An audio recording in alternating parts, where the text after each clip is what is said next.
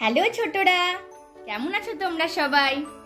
আজকে আমি আবারও এসে গেছি সেই তোমাদের ছড়া ছবিতে পাখির দ্বিতীয় পর্ব নিয়ে, যেটি লিখেছেন কবি চিত্তরঞ্জন মাইতি, শিশু সাহিত্য সংসদ।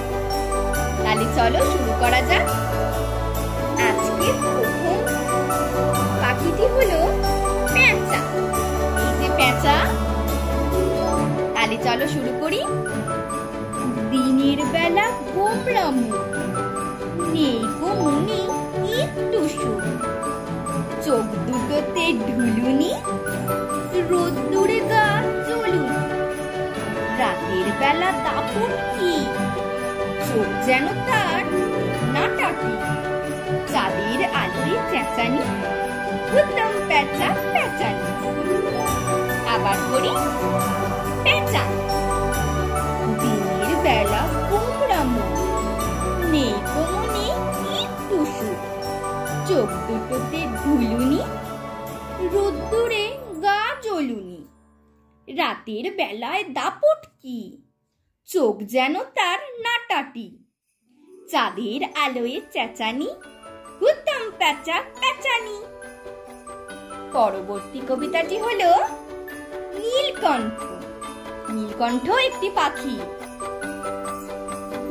নীলকণ্ঠ নীলকণ্ঠ নীলে মাখামাখি, চুপটি করে গাছের পরে বসে কেন পাখি, নীল বরণ দেহ তোমার রূপটি মনোহর, এসো পাখি আমার কাছে দেব সোনার ঘর। এই যে নীলকণ্ঠ পাখিকে বলছে খুব সুন্দর রূপ। তাহলে চলো আবার পড়ি নীলকণ্ঠ। নীলকণ্ঠ নীলকণ্ঠ নীলে মাখামাখি, চুপটি করে গাছের পরে বসে কেন পাখি, নীল বরণ দেহ তোমার রূপটি মনোহর, এসো পাখি আমার কাছে দেব সোনার ঘর।